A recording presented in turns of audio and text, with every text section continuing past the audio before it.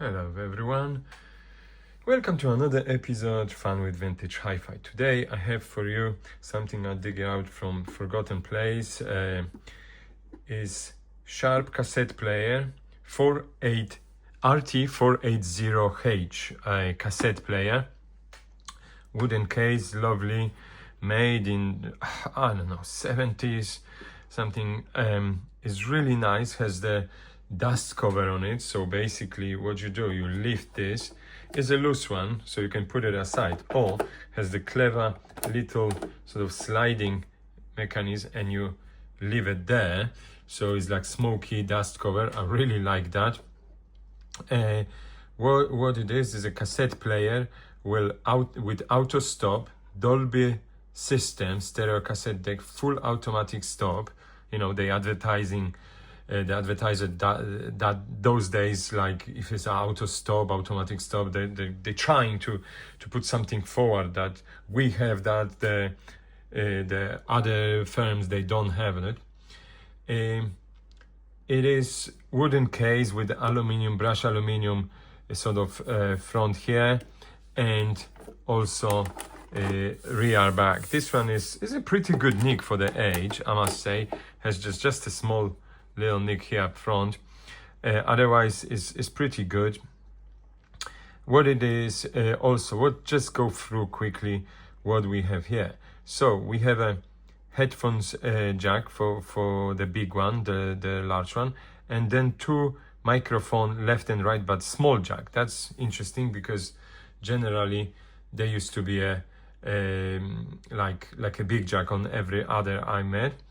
Here we have the very interesting feature, automatic program finder. What's the automatic program finder is, you know guys, when on a kind of modern decks you have when you play the cassette and suddenly you I want to skip this one, so you just press forward, for example, and not all of them, but obviously some of them, they have this feature, so the deck is start forwarding the tape until it finds this 3-second gap, the silence thing. And then when it finds, the modern deck even do because they're so fast, they do like a little bit rewind backwards and play, and they play your following another song. This one didn't have that, but this is modern thing as well. I'm gonna present you how it works. So basically, is in an off position, it plays there.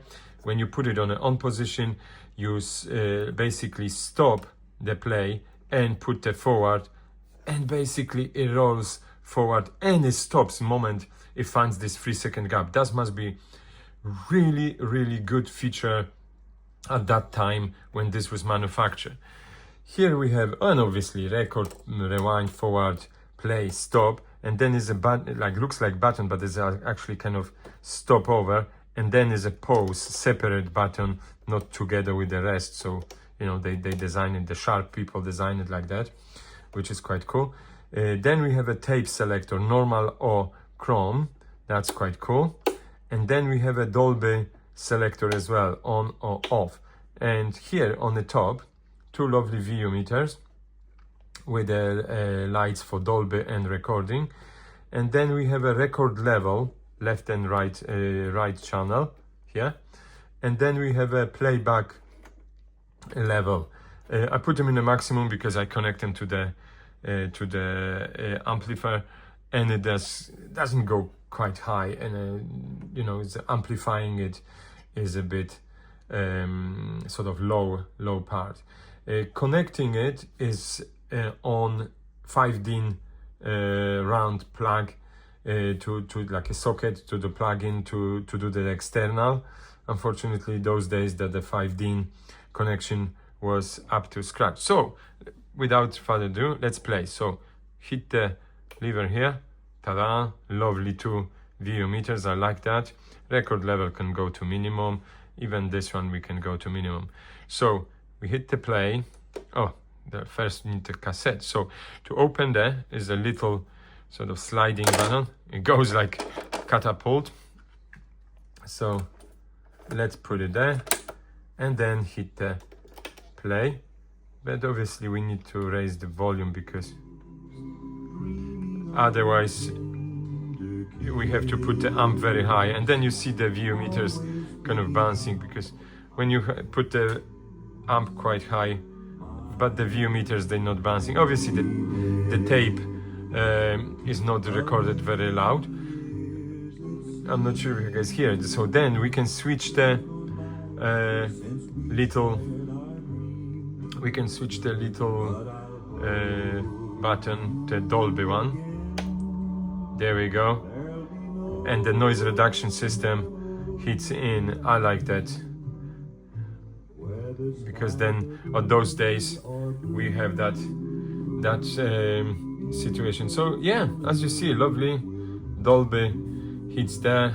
That's great. And obviously we can put the left and right channel directly on the actual player. Well, you know, we can control it here on the amplifier as well. That's kind of like it. You know, it's very good for the age. I done absolutely nothing to it. I picked up like that. I just cleaned it, dust a bit, not even fully. And I want to show you guys. So, what for about this automatic full fund? So you do the stop, and then we want the next song. So this one is on, as you see. We press forward.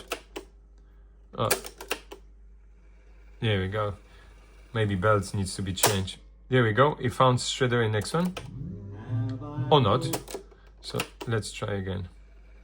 Because, yeah, now it's fully spin. Because it's reacting to auto stop.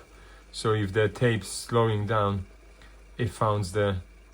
There we go. Hopefully now there we go, guys. It's the 3-second gap to the next stop.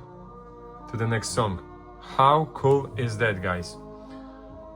At that time, it must be really good feature. People really proud of it. Like, they didn't have to maneuver.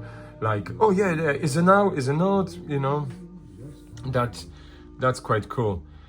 Interesting. I want to try actually if it's the same way if we're rewinding. Like, so let's hit it. Oh, there we go. On the rewind as well is recognizing the 3-second gap. Really cool feature, guys. I really like it.